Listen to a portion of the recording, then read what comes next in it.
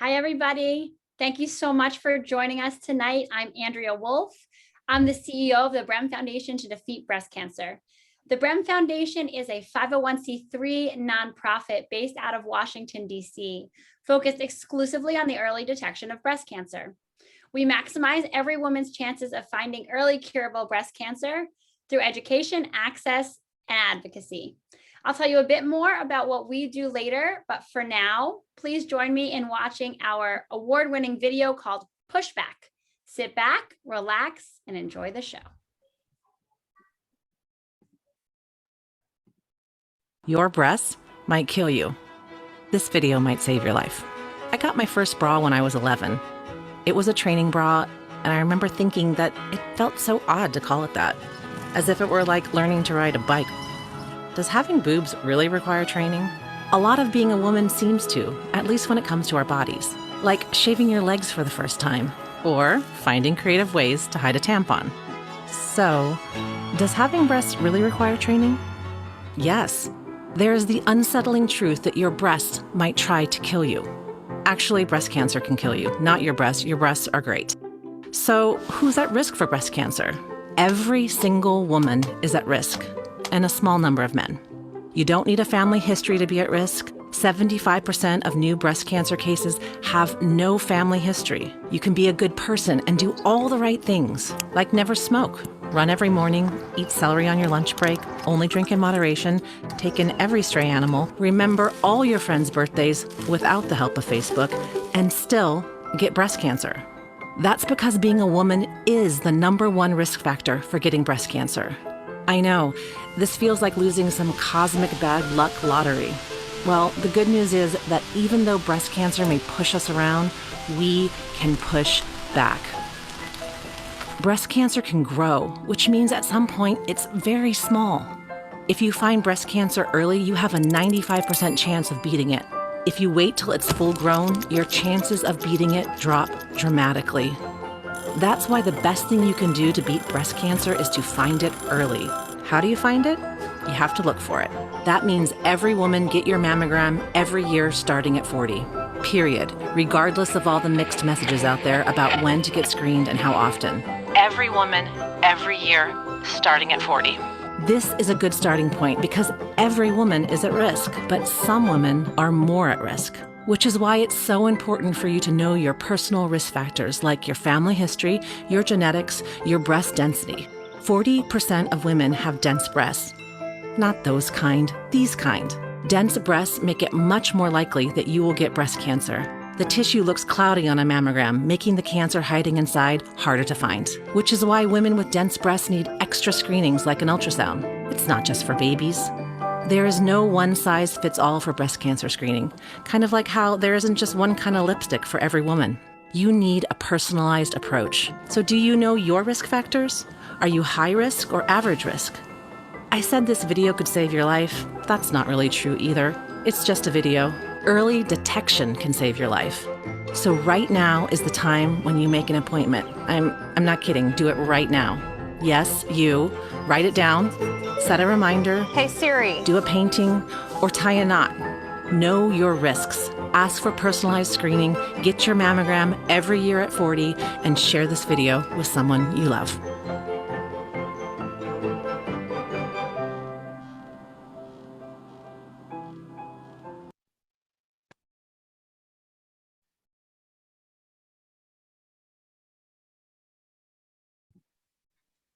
Hi, everybody. Thanks so much. I hope you enjoyed watching that video. As I said, I'm Andrea Wolf. I'm the CEO of the Brehm Foundation, and I'm particularly excited to be here with you tonight.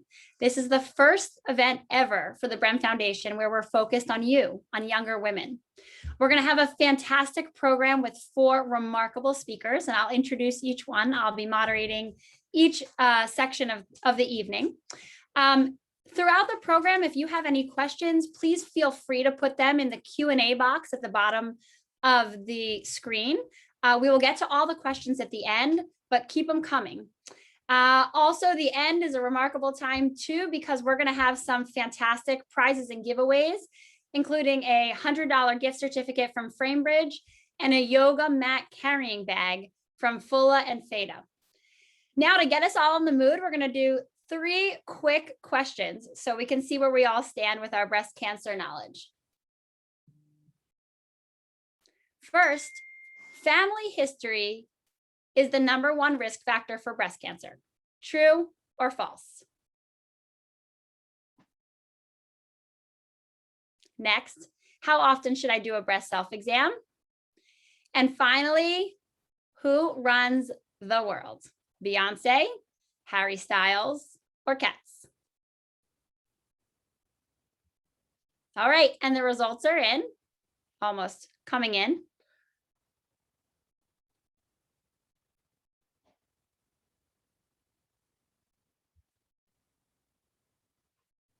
Hang on, we're having a little bit of a pause.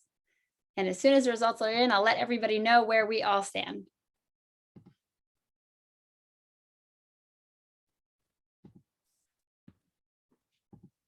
Okay, well, I'm not getting the results in so quickly, but I can tell you the answer to the third one is obviously Beyonce. And thank you for doing that at the beginning. Before we get into the introductions of who is speaking tonight, which is a remarkable group, I want to tell you a little bit about why I'm here. My story with breast cancer started well before I was born. When my grandmother was 33 in 1970, she was diagnosed with late-stage breast cancer and told that she had 6 months to live. At home, she had a 13-year-old son, a 12-year-old daughter, my mother, and a 5-year-old son. Well, her story ended 43 years later. She beat the odds and lived well more than 6 months. But that experience had a profound impact on my mother. My mother went to medical school, became a breast imager herself, and then found her own cancer when I was 12. So the story repeated itself. It should be no surprise then that I grew up hearing a thing or two about breast cancer, both because of what my mother did and also because of my family history. So I was going to try to take control and change my family's narrative. When I was 22 years old, I got tested for the BRCA mutation. And of course, no surprise, it came back positive. So I got to work making a plan. I had my first 2 daughters, Eliana and Liron, when I was 24 and 28. And then as I stared 30 in the face, I knew I had to do something. So I had prophylactic double mastectomies when I was 30.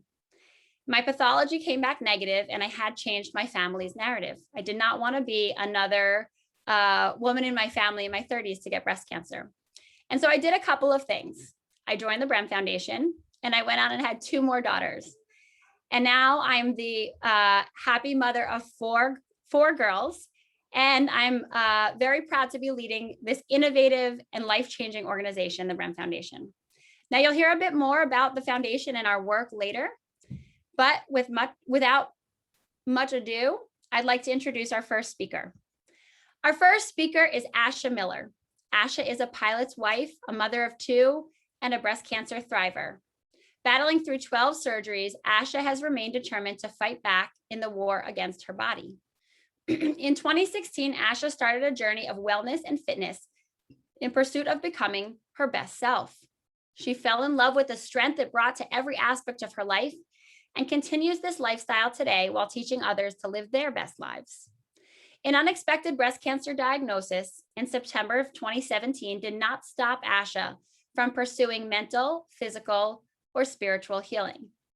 3 years into her cancer journey, Asha is known for her devotion to her family, her steadfast faith, her positive presence on Instagram, her social activism voice, her love of health and fitness, and organic living.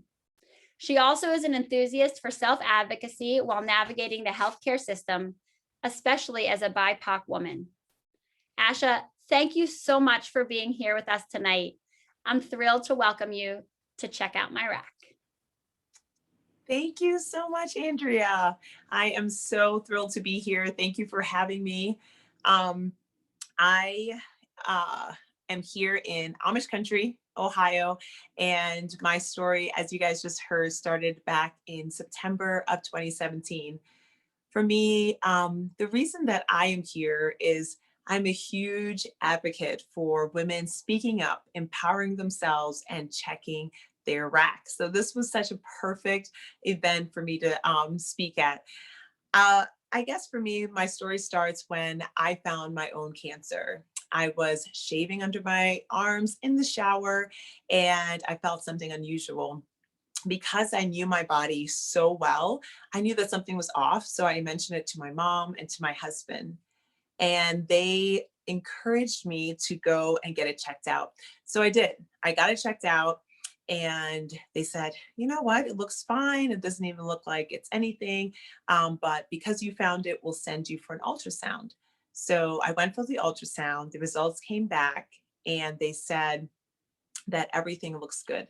They said, come back in 6 months and then we'll let you know if anything has changed. So for me, at that moment, I realized that I had the decision to either believe completely other people that was speaking into my body and speaking towards my body, or I can believe myself in my body. And I chose to believe myself. I knew that something was off. I honestly never thought cancer, but I pursued a biopsy. And I still remember going to get the biopsy and being so confused. And I almost felt stupid. Like, why am I going to get a needle stuck into my breast when I didn't even think it was cancer? But I continued to pursue that. My faith is a big part of who I am, and I truly believe that it was God. So I got a biopsy, and even the surgeon who did the biopsy thought everything looks good. Like, I'm not concerned at all. But 3 days later, it came back positive for breast cancer. And unfortunately, it had already passed to stage 3 breast cancer. So I guess for me, the biggest plea that I have for young women is to check yourself, to know your body. I love to say that you have a PhD on your body. I know my body better than anyone else, right? I've been with my body longer than anyone else. And so when something feels off, speak up. Don't be afraid to fire your medical staff. Don't be afraid to go to another place. Don't be afraid to keep knocking on doors until you get answers. You are worth it. Your life is worth it. And for me personally, especially being a woman of color, there's another aspect to that, right? So I don't know how many women of color is listening, but I see you and I hear you. And so many times there's barriers for us. And the statistics, unfortunately, is that we are diagnosed at the same rate as white women, but we are actually dying 40% more. And that number should make any of us just so upset. And that anger or that frustration should propel us towards change. And that is something that I advocate for, I speak up about, because if I had not advocated and pursued my doctors and my breast imaging consultants and made sure that I got the treatment that I got, I wouldn't be here today. I don't know if I would be here today. So my biggest plea is advocate for yourself, speak up. You are so powerful and you are stronger than you ever thought. So I'm so grateful to be here speaking to you guys. When I was diagnosed, I was only 33 years old. And that is not very old. Many of you guys that are listening in, I know this event is especially geared towards young people. I think that we have this myth about that we are too young, or that it's a family history, or that you need to be unhealthy. When I was diagnosed, I was the healthiest I had ever been in my life. I was a fitness instructor. I was a mom of 2 kids. And I just thought, it can never happen to me. There's not really breast cancer in my family. But unfortunately, it did. And today I'm here because of self-advocacy and amazing doctors that chose to listen to me, having to switch oncologists because I was not heard and there was medical racism that I experienced. But just know that there are doctors out there that are incredible, that want to listen, that want to help you. So don't stop advocating for yourself. Don't stop pursuing that. Lastly, I'm going to just touch a little bit on what I think one of our speakers are going to talk about later is knowing your body, self-checking yourself. So make sure that you know your body better than anyone else. always feel it, know how your body feels, and encourage those around you to do the same. So thank you so much for joining us today and for listening to my story. Asha, I can't thank you enough for being here. You're such a story of strength for all of the women and all of the men with us here tonight. Now I'm honored to introduce Teresa Sundstrom. Teresa is a nurse anesthetist, Peloton riding, yoga crazed, triple negative breast cancer survivor who was diagnosed in 2020. Teresa would love for you to drop your loofah and perform a breast exam at least once a month. She's here to show you exactly how to do that. Teresa, I'm so happy that you're here. I have to tell you, I'm going to editorialize for a moment and tell you that when we were practicing and Teresa did her rehearsal with us, I've never had so much fun and been more interested in a BREM event than I was for her. So I hope you'll enjoy it at least half as much as I did. Welcome, Teresa. That is so nice of you. Thank you so much for having me. I am honored to be here. And Asha, you are amazing. Our stories are so similar, which I will get to in just a bit. But like Andrea said, I work in the operating room. I'm a nurse anesthetist. I'm originally from Chicago, and I'm currently residing in Minnesota right now. My breast story started 363 days ago. 2 days from now is when I found my lump a year ago in 2020. Crazy. It's been a whirlwind of a year, and I would just love to share my story with you. So 2 days ago, or 2 days from now, I was in the shower after a long Peloton ride with Cody Rigsby, my favorite instructor. He is the best. And I was always showering with a loofah. And I was so sore from bike riding because I was not used to it. And I dropped my loofah in the shower. And I was like, I am just not going to pick that up. My legs will not let me bend over right now. And I had to shave my armpits. So I took some soap, I lathered up. I just happened to brush over my right chest on my way to my armpit, and I came across a little lump. And I was like, that's funny. Didn't really think too much of it. Continued to shave my armpits, went to the left side. And then I was like, I need to look into this a little bit more. So I started to feel the lump a little bit, and I was like, it feels like a marble. I've never had a cyst or a lump or anything of the sort in my breast before. So I ran out of the shower to my husband. He's also in the medical field.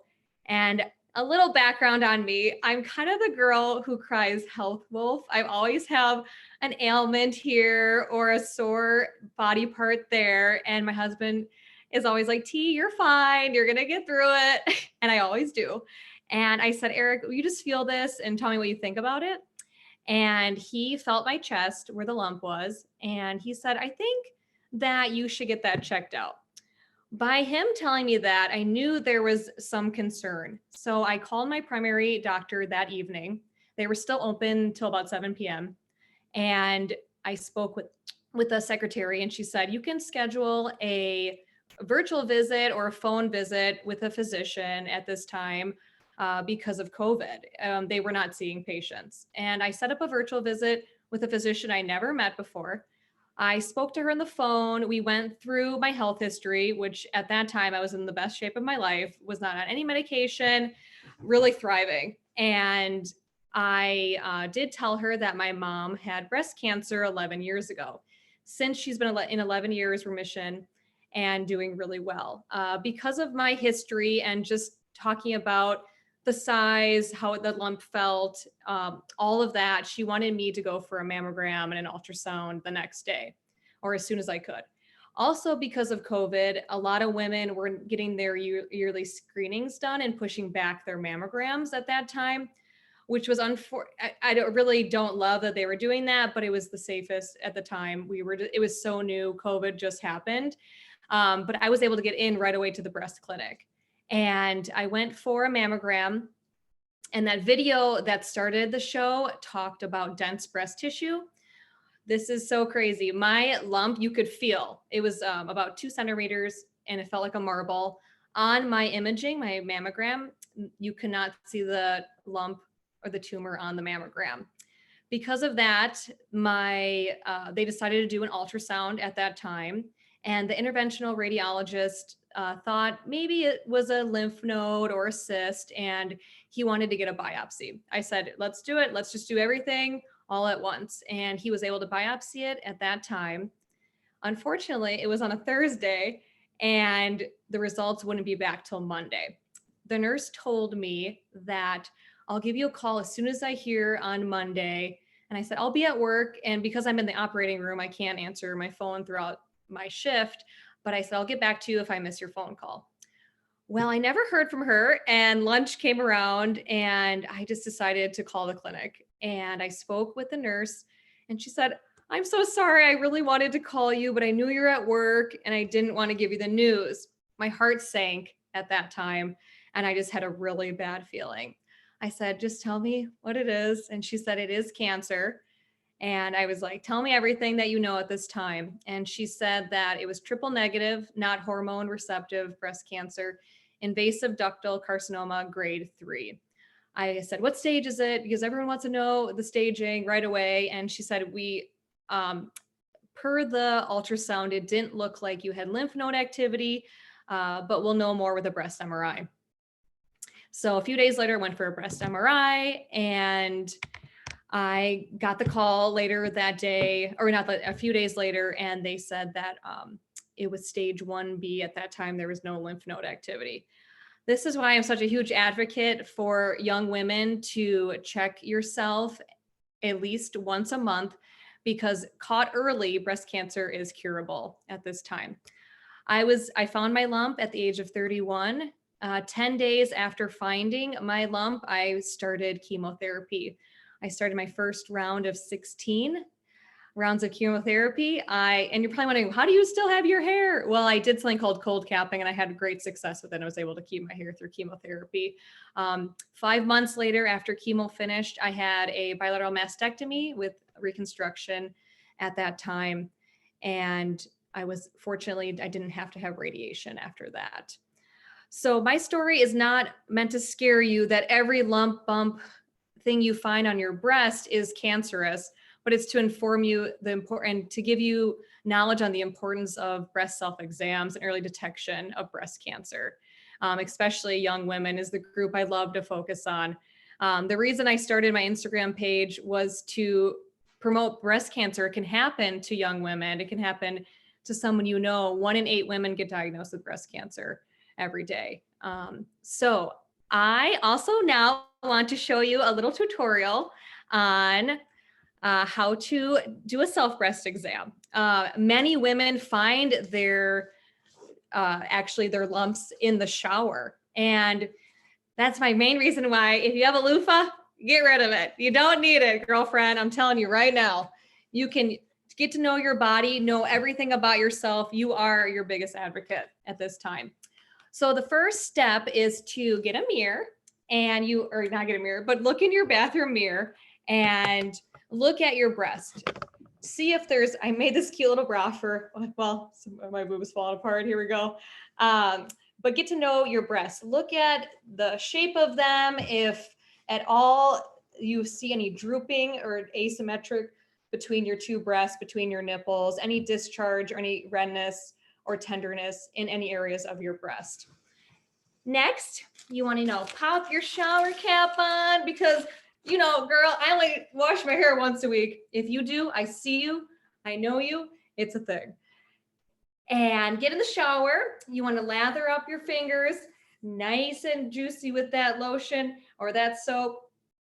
And you want to start from your collarbone and press firmly towards your armpit as you go, moving in an S throughout your breast. Make sure to check around that nipple area from top to bottom. Ooh, don't take your tape with. Just like that. And you want to repeat that on the other side as you go. Make sure you check under your armpit. My lump was actually found right here, very, very close to my armpit and all throughout your armpit. Nice and firm, checking for any different changes in breast tissue. It's important to know that if you do notice a change, make sure you contact your healthcare provider right away. Like I said before, it's not meant to scare you. It's just meant to inform you about your body and to know what's happening. A great time to check yourself out would be a few days after your period. I always promote on my Instagram, Quarantini and Chemo, that Field on the First is very large in a young group on Facebook, a lot of young women who have experienced breast cancer. And it's just a good time to remember to check yourself out. So I try to post a picture every month that reminds you to do that. I just want to finish up by saying thank you so much for having me here today. I really, I'm so happy. This is my biggest passion, is to do self breast exams and advocate for yourself for early detection of breast cancer. And that's all I really have for you. If you have any questions, feel free to ask them below. Nice to meet you guys all, and have a great evening. Thank you, Teresa. I have to say you're a tough act to follow, which is why we put Katie Sackhoff right after you. With that, I want to tell you that, thank you, Teresa. It's a really hard topic to talk about, and you made it a lot of fun. Now, I'm really thrilled to introduce Katie Sackhoff. Katie is an actress and producer currently starring in The Mandalorian, The Clone Wars, and she's known for playing Lieutenant Cara Starbuck Thrace on the Sci-Fi Channel's television program Battlestar Galactica, which aired from 2004 to 2009. She's also famous for voicing Bitch Pudding on Robot Chicken from 2005 to the present. Katie's been a longtime advocate for the breast cancer community. She's a friend of the Brem Foundation, and she's a really good friend of mine. Welcome, Katie. We're so happy to have you with us tonight. Hey, hi. Oh my gosh, I'm so excited to be here. I'm so nervous, like going after Teresa and Asha. I'm literally, you guys, my hands are sweating and my throat is shaky. So very tough acts to follow, but thank you so much for having me. I guess I'm just going to start out by talking about my relationship to breast cancer. Started very young. When I was 3 years old, we lost my grandmother to breast cancer. She was diagnosed in her 50s and managed to fight and had a double mastectomy.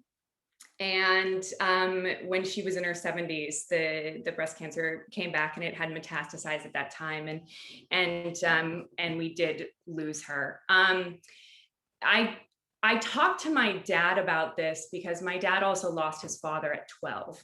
And when my dad lost his mother, he was 36. And my dad just remembers thinking that there was so much guilt around it because my grandmother was very shy about touching herself. So she was very much in denial and didn't really want to, if you don't see it, it's not there. And my father has so much guilt because he let her live that way. And so I grew up with a father who always made me aware of my breast. It sounds very weird to say it that way, but he and my mother were very big advocates and self-checking. My mother has been getting mammograms since she was very young, about 35. And then when it became my time to get mammograms, I was ready to go. I'm going to backtrack a little bit to talk about advocacy for yourself, in the sense that when I was 27, I was feeling my neck. Actually, this is a really weird thing. And I didn't feel good. It was at the end of Battlestar. I was very run down, and everyone kept telling me I'm just run down. And I just kept saying, there's something wrong with me. I know there's something wrong with me. And I kept going to doctors and kept going to doctors, and nobody would listen to me. And I finally was feeling my throat myself. And I was like, I just feel something's wrong. And I felt a lump in my throat. And I remember just thinking, this is so strange. And I happened to be going to my gynecologist the next day, who is not typically the person who diagnoses thyroid cancer, mind you. But she was a woman, and she had done my breast exam for me. And I told her about the lump in my throat, and she felt it. And she, in her mind, said it could be a lymph node, but it doesn't feel that way. So let's send you to go get it checked. And I had thyroid cancer. So at 28, I had my thyroid removed. Couple things happened in that moment. The first one was that I started living a much healthier life. Up till that point, I was drinking and smoking and, living a very blissfully ignorant, youthful lifestyle. And I started really living a lot healthier. The other thing that came out of that was I realized that I had to be my own advocate. As Asha explained, nobody knows your body better than you do. If you don't feel right, you may know that there's something wrong with you, even if other people are not listening to you. I knew something was wrong. I knew I was tired. And we ultimately found the thyroid cancer, and that was over 12 years ago now. I met Dr. Brem in 2017. And I was aware at that point of my breast health. I had been getting mammograms since I was 35 because of my grandmother. And I have very, very, very dense breasts. They're very lumpy and bumpy. So I have been doing self-checks for a very long time. But I met Dr. Brem, and about 2 months later, I had to go back for a second ultrasound. Something didn't look right on my mammogram or my ultrasound. I went back, they found something, they were a little worried about it, and I started to panic. At that point, they didn't want to see me again for a year. And I was a little concerned about that. So I called Dr. Brem and I said, would you look at these scans for me, please? Because I don't think I can make it another year. And I sent her the scans, and she put me at ease and said, it looks like calcium. You're going to be fine. Go back in 6 months. I took a breather. This last year, while we were during COVID, while I was filming up in Vancouver, I was doing a self-check and I felt a lump. And it didn't feel right. So I went and got a mammogram while I was there. Again, it didn't look like anything.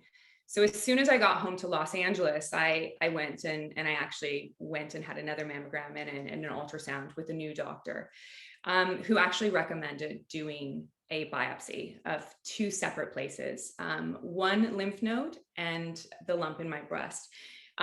She said it looked okay, but it also looked fuzzy. It just looked a little not normal. And knowing myself, I would rather know than not know. I learned this from my grandmother. You have to know. There is power in knowing because, like Brem Foundation says, 95% of women that find their breast cancer early survive. So power is knowledge. It's scary, but it's knowledge. So we did the biopsies and they both came back negative. So I am also, like Teresa said, not every lump and bump is going to be cancer, but at the same time, you have to know, and you have to know your own body. And so I am just here to tell you all to, number one, be your own advocate. I have learned this in multiple places in my life now. But I really think it's very, very important to not be ashamed of our bodies, not be ashamed of our breasts and touching them and learning how to touch them the right way. Thank you, Teresa. Thank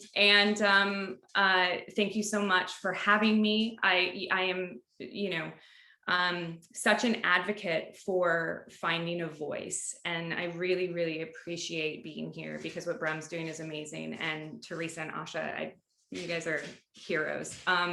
So thank you all so much, and check your boobies. Thanks, Katie. I'm going to go a little off script, but I think I'm going to ask 2 questions that people want to know real quick before I turn to our next and last wonderful speaker. The first is, I got to ask, what's it like to be on The Mandalorian? It's amazing. It's absolutely fantastic. We have great boob armor, mind you. And it works. I actually tripped one day on set when I was running and landed right on the armor. So it's there for a reason. It protects the tatas. So it's very fitting for what we're talking about today. boob armor. I think Under Armour might want to get on that for a new line of clothing. And the second question is, and it's a little self-serving, I'll admit it at the outset, but what is it about the Brem Foundation that makes you support us? There are so many there are so many breast cancer organizations out there. And you really have an influence in what you can do with an organization. We've been so thrilled to have you as a friend, but maybe you could explain to our younger friends who are with us today what it is about this foundation that you find it to be so special.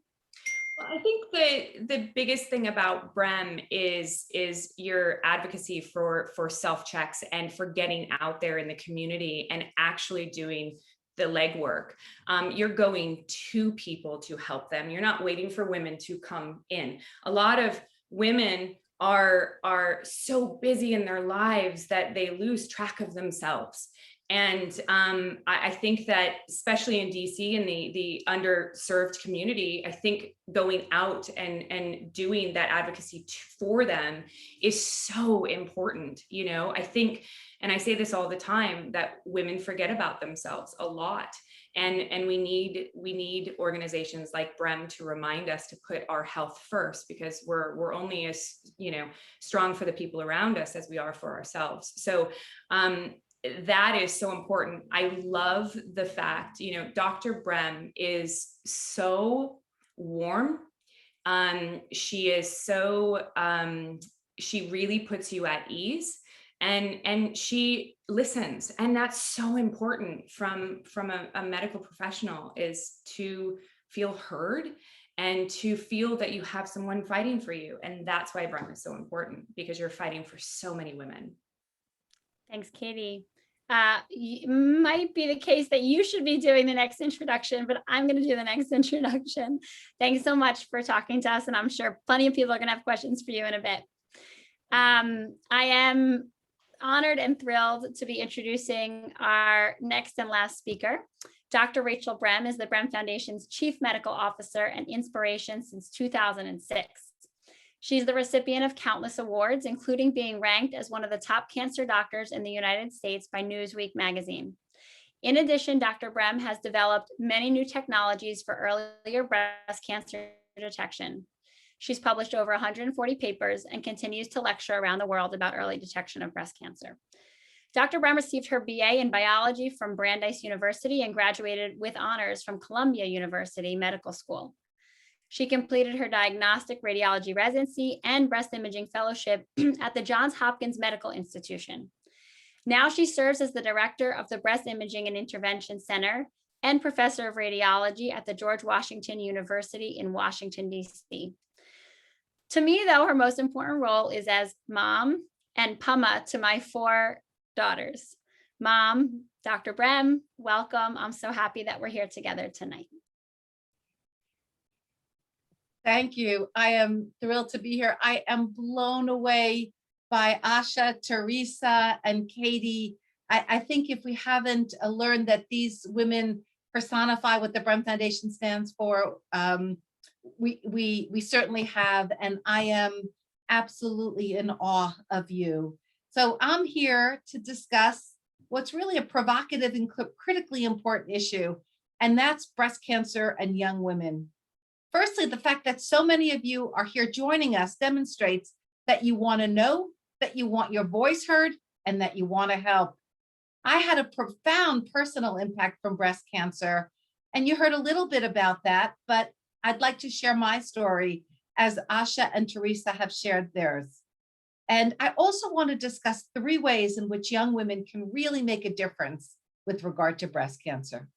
So you heard that when I was that 12-year-old that Andrea was talking about, my vivacious, beautiful, effervescent, redheaded and green-eyed mother was forever changed. She was 33 years old and she was diagnosed with breast cancer.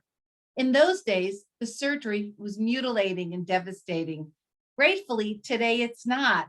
And we got a little peek of the beautiful cleavage that Teresa has when she was showing us how to do breast self-examination. So thank you for that.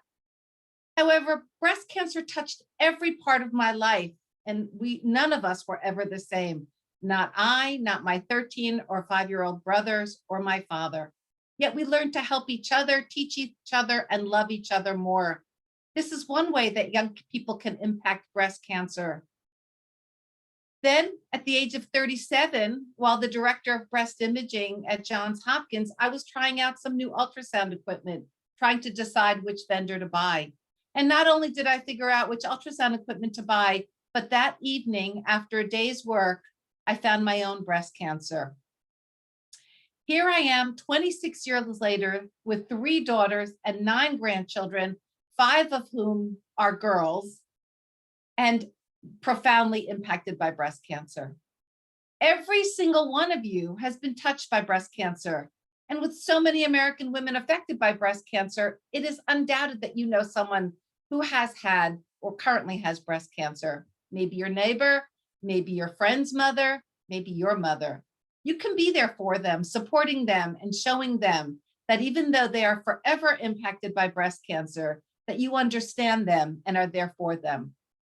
The second way is about you, and you heard a lot about that today from incredible women like Asha and Teresa. But I'm going to tell you a different story, a story about women who were told to be good girls and who were told to believe what they were told and not advocate for themselves. Unfortunately, way too often, I have a young woman in her 20s in my office. She felt a lump. She went to the doctor. They told her it was a cyst and nothing to worry about. She was relieved, but it grew. And by the time she went back to the doctor, it turned out that she had advanced breast cancer. She wasn't like Teresa. She wasn't like Asha. And she wasn't like Katie with thyroid cancer. She believed it. And it was advanced or even metastatic. 80% of young women find their own breast cancer. And breast cancer in younger women is often more aggressive, more advanced when diagnosed. And sadly, the incidence of young breast cancer is substantially increasing. We don't know why, but we know that it is. And as Asha mentioned, if you're a woman of color, the increased death rate from breast cancer makes you even more responsible to yourself to advocate for what is best for you. You're never too young to get breast cancer, so raise your voice and let everybody hear you. What you've heard the 3 incredible women say today is you need to know yourself. You need to advocate for yourself. You need to begin practicing self-breast examination now. And you need to start learning about risk factors for breast cancer, the greatest of which is being a woman. The answer to question number 1 earlier. And remember, like the video said, that 3/4 of women with breast cancer have no other risk factors besides being a woman. And if you have a family history of breast cancer, find out more. Remember, breast cancer risk can come from your mother or your father, either side of your family. And if multiple family members have breast cancer, especially if they had it when they were young, like Katie's grandmother, or they had breast cancer in both breasts, you may well be at genetic risk of developing breast cancer. So speak to your doctor, speak to a genetic counselor. My own family, as you heard, has done this. You've heard Andrea's story, my eldest daughter, of whom I'm immensely proud, as I am of my 2 other incredible daughters. So what does this mean for you? It means you have a strong personal responsibility to know yourself, to advocate for yourself, and don't be a good girl. Good girls finish last. No one knows you as well as you know you. And if something is wrong, seek medical advice. And if you're not satisfied with that advice, seek a second or a third opinion. You owe it to yourself and to the people you love. I'm a doctor. Doctors are human. We mean well, but we make mistakes. And at the end of the day, if we make mistakes, we still go home and have dinner with our families, and others have to have the consequences. So know your risk for breast cancer. Finally, the third thing you can do, and that you should do, is learn about breast cancer. Thank you for being here tonight. Learn about risk-based screening, that mammography alone may not be sufficient to optimize the opportunity to diagnose early curable breast cancer, especially if you have dense breasts, like you heard with Teresa, where a mammogram may not show it at all. Arm yourself with critical information, like the information that can be found on the Brem Foundation website and spread the word. The death rate from breast cancer has decreased by 40% over the past 2 decades. That's an incredible advance, but we have so much to do. Until no woman dies of breast cancer, we have to keep forging ahead. Tell your mothers, your aunts, your sisters, your friends. Tell them about the risk factors. Tell them about optimized ways of screening. We know people like you that have done that. And with the power of the knowledge, they have literally saved the lives of people they love. So I'm absolutely delighted to be joining you tonight.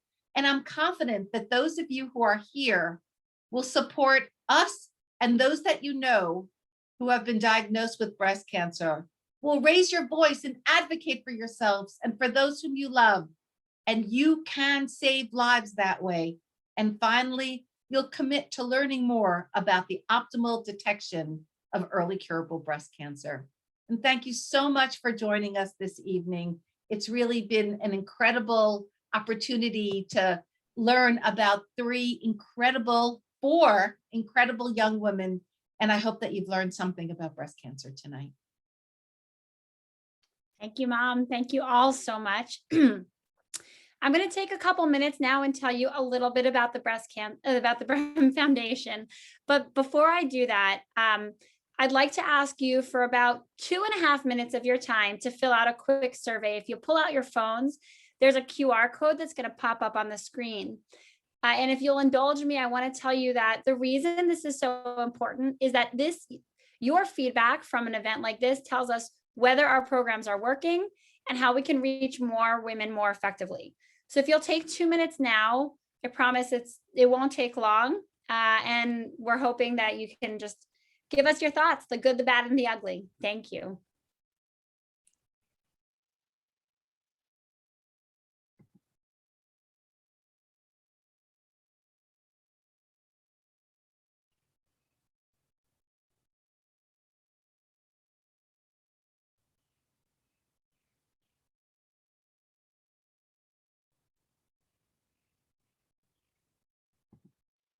As you're filling out the survey, don't forget that if you have any questions, please put them in the Q&A. We're seeing some really good ones come in.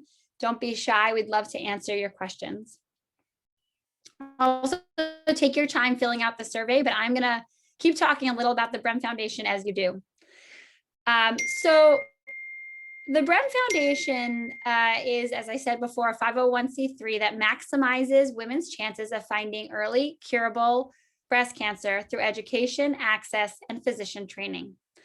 Our education programs teach women about personalized breast care so that they understand their risk factors, correlated screening options, which often go beyond just a mammogram. You heard our speakers tonight say that they needed more than a mammogram to find their breast cancers, and how to self-advocate.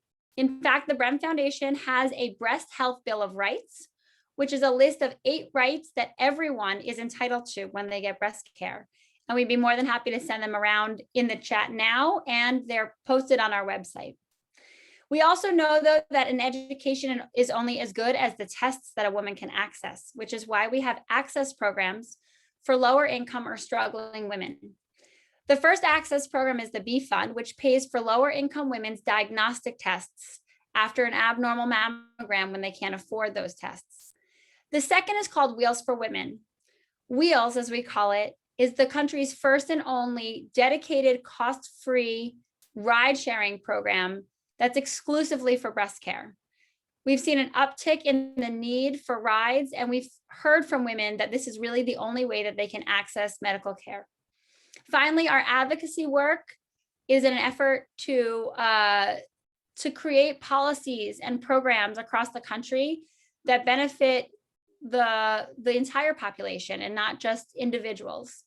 So far, we've really focused our efforts on dense breast notification laws and insurance coverage for screenings beyond mammograms. I'd love to talk to you more about what we do, and if you're interested, talk to you a little bit about how you might be involved in our life-saving work. And now for the fun part. I'm excited to announce tonight's giveaway winners for the Framebridge gift card and for Fola and Feda yoga mat carrying bag. Do we have those results in? Okay. for the beautiful handmade yoga mat carrying bag, Erin Michael, you are our winner tonight. We'll send you information soon to claim how to claim your prize. And congratulations to, hold on one second, Eliav Hamburger for winning a $100 gift card graciously donated by FrameBridge. We'll send you also information about how to claim your prize. And now I'm excited to invite back our 4 wonderful panelists for some Q&A. Our first question is one that actually should be interesting for everybody, but I'm going to direct this one to Dr. Brem. Hi, thank you so much for sharing your stories. My grandmother and my mother both have had breast cancer and beat the odds. Both of them do not have the BRCA gene, but when should I get tested? I'm 25 years old. That is a great question. So it's important to realize that we've identified some, actually 17 genes that are associated with an increased risk of breast cancer, but there are many that have not yet been detected. So just because you have a family member that is BRCA negative, it sounds certainly like your family may well have some propensity towards breast cancer through a genetic foundation. The other thing is that if you were tested more than 3 years ago, it has gotten so much more sophisticated that getting retested is reasonable because more intricate ways of identifying genetic mutations have occurred. So what I would say is, because you're BRCA negative doesn't mean you don't have a genetic mutation. We are constantly finding new mutations. And the other thing is if it's more than 3 years, you can get retested. I would recommend speaking to a genetic counselor who can really help you with answering those questions more intensively. Thank you. Our next question asks, Asha, do you have any resources you feel like accurately represent breast cancer in BIPOC women?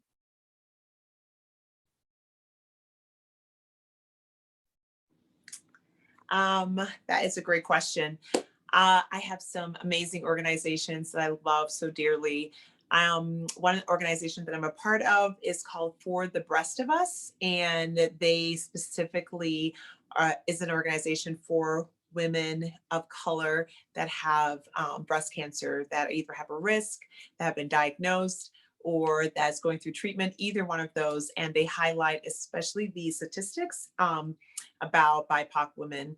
On there, I feel like I've learned a lot more. When I was diagnosed, there's different things that is specific to us as women. I give the example that after my last appointment, I had found a bump just like a couple weeks ago, a new one under my arm, ended up being rogue breast tissue, which I did not know happens.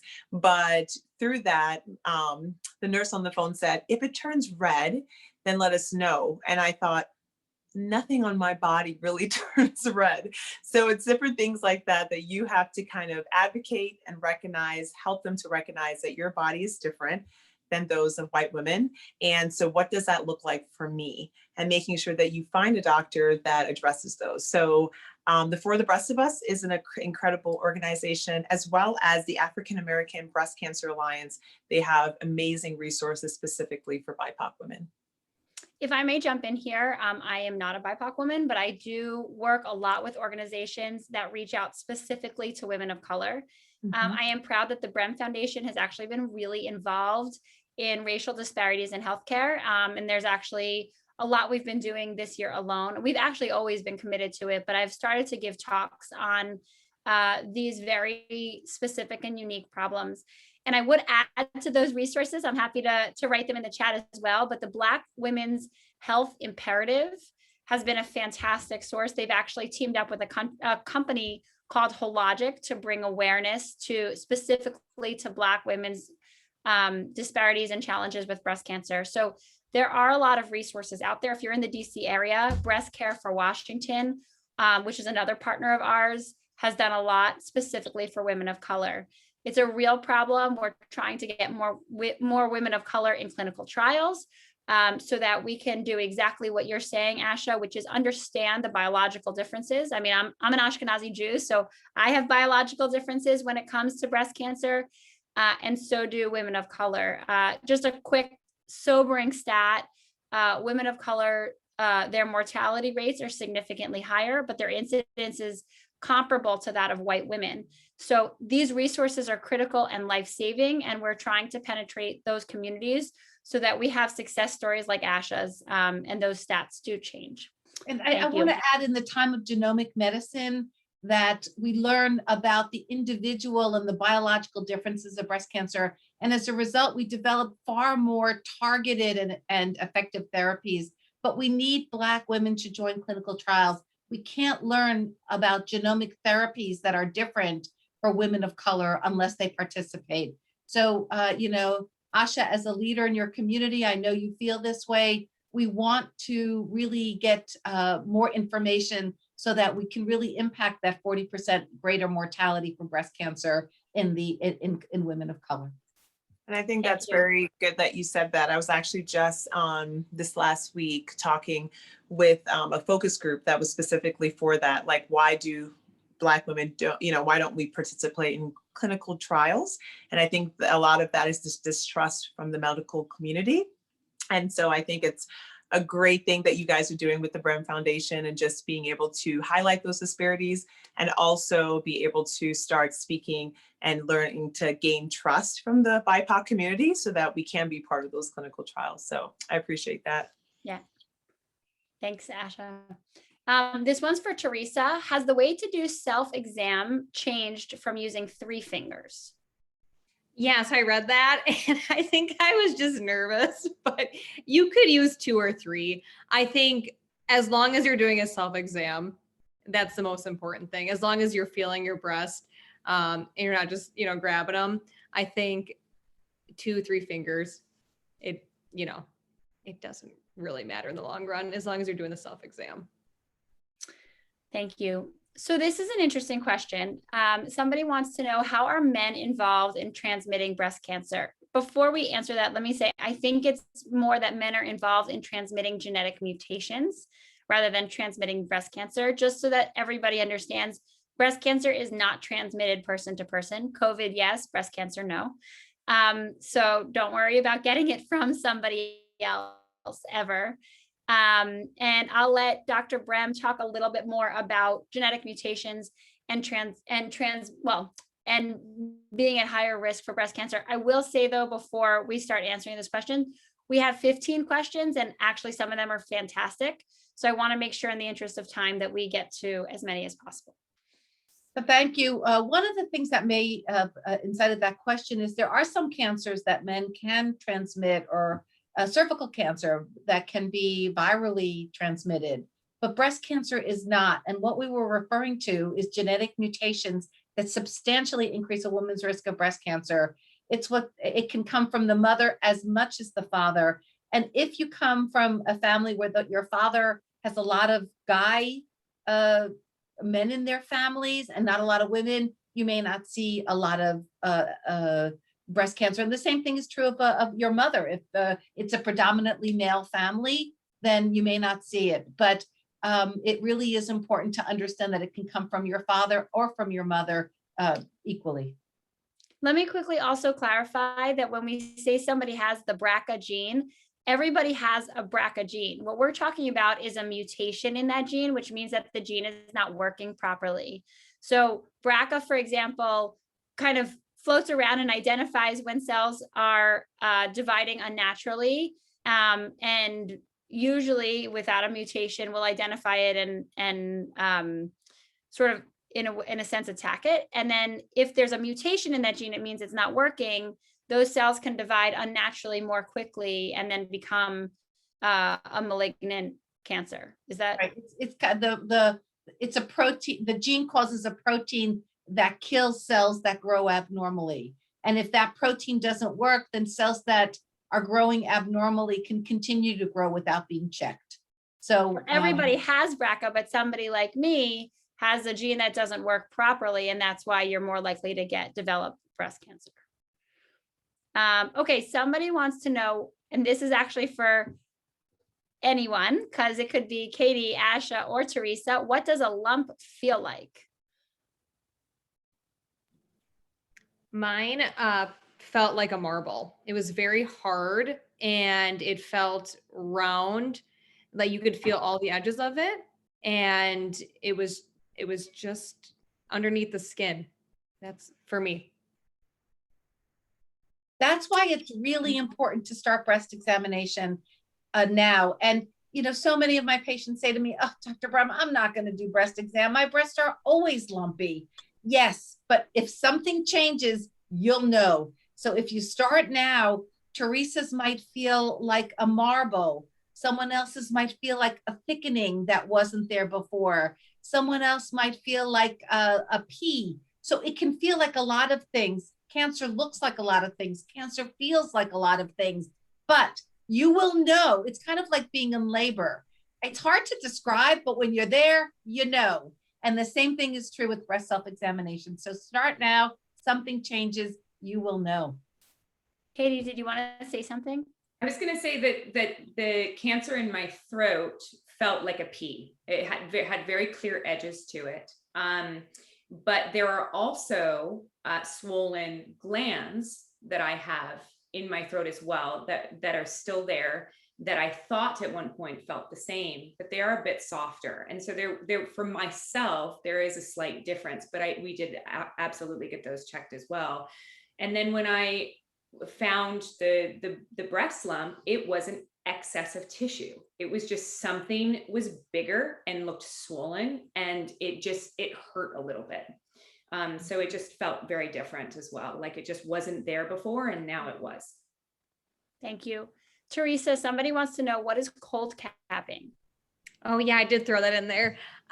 So I didn't even know this existed. Being in the medical field, which is, I'm like, shame on me for not knowing this, but it is a freezing cold cap you wear during chemotherapy treatments. You wear it an hour before chemo hits your veins, and then you wear it to 4 to 5 hours after chemotherapy treatment ceases.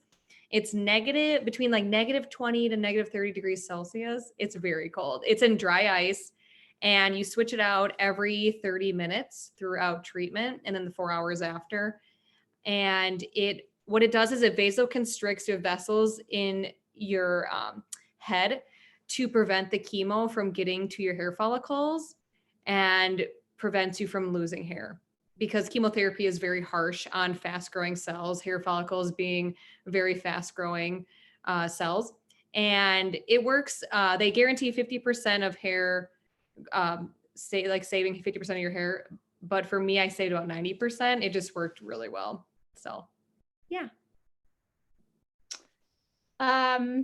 Thanks, Teresa. Katie, since men can get breast cancer, does your dad do self-exams too? I have never asked my dad if he does self-exams, to be honest.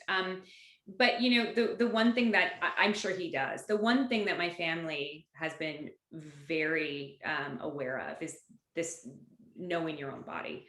Everyone in my family is very aware. We talk about our bodies. I complain a lot. I'm that person that's like always got something. Like I think Teresa said that, like I'm the person that's like, something's wrong. I don't know what's happened. And I'm like the person like that cried wolf all the time. And I go to the doctor quite a bit, but I did read a statistic sometime, and I could be misquoting this. So it's, but that people that complain a lot about medical things actually find stuff more, because they are being more proactive. So I do know that my father instilled that in me. Not a hypochondriac, just very, very aware.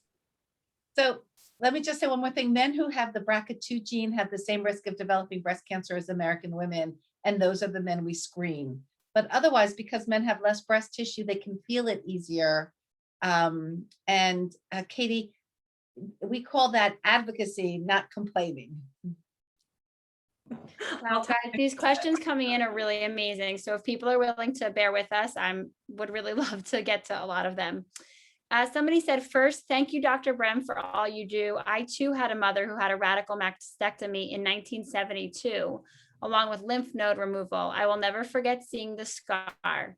My question is, how long should my wife wait to get her mammogram after her second COVID-19 vaccine? Thank you and God bless you. Be safe. Oh, thank you.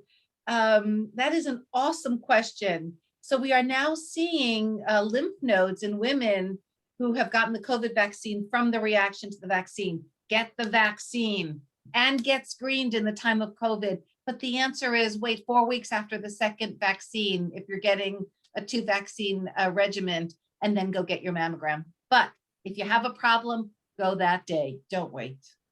And the reason we wait 4 weeks is so the lymph nodes from the vaccine will go away and won't even raise the possibility of an underlying breast cancer. I'm going to field this one. Somebody asks, is the Komen Foundation a reliable organization to support? I would say that no organization has brought more awareness to this disease than Komen, but Komen has gotten very, very big.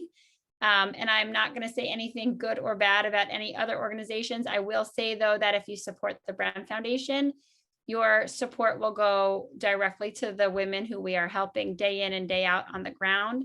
Komen has become a very, very large operation and has gotten into some hot water. So that's up to you. But I would love for you to be more involved in with us, whether that's through volunteering, being an advocate, your financial support, whatever it is. I'm happy to talk to you more.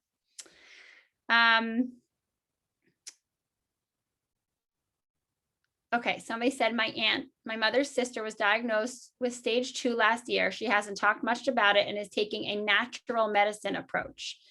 Her cancer is now metastasized and is in her bones and her liver.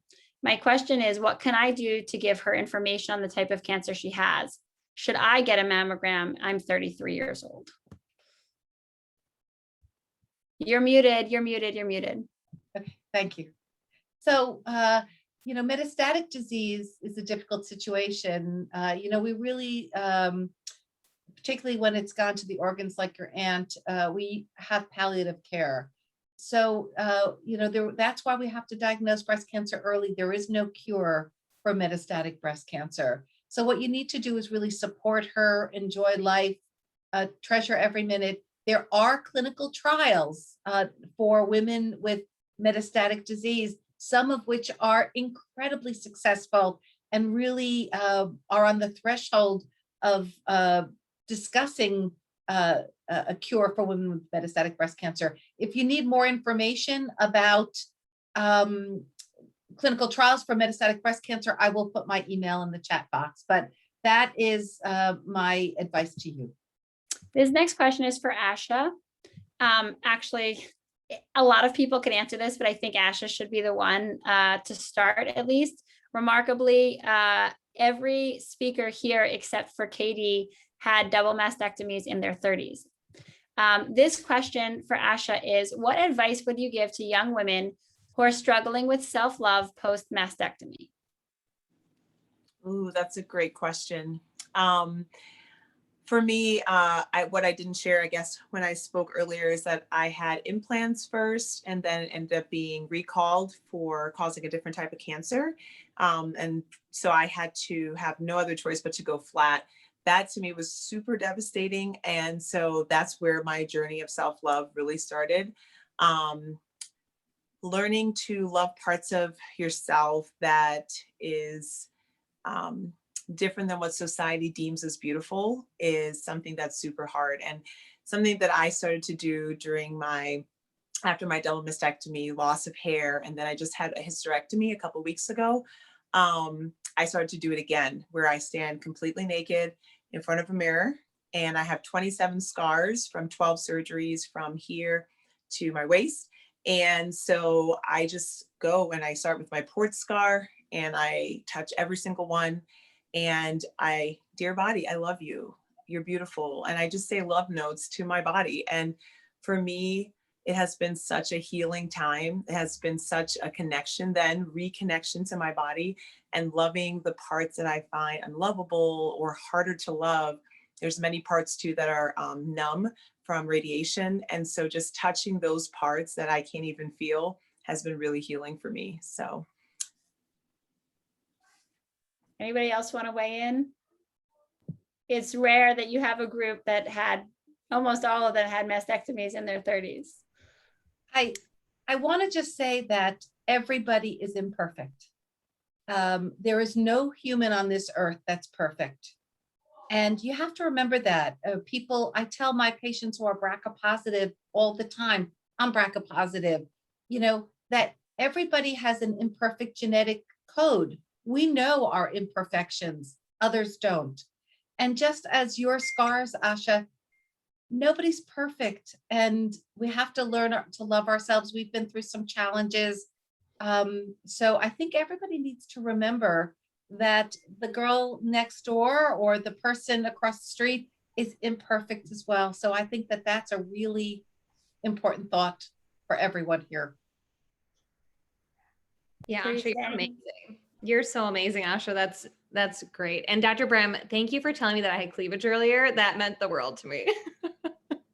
Because you can still have a good outcome from the surgery now is a whirlwind of what it used to be. I mean, it's tenfold better. So, And sometimes it gets better. I mean, I nursed 3 children. And so I went from totally saggy to Barbie with my surgery.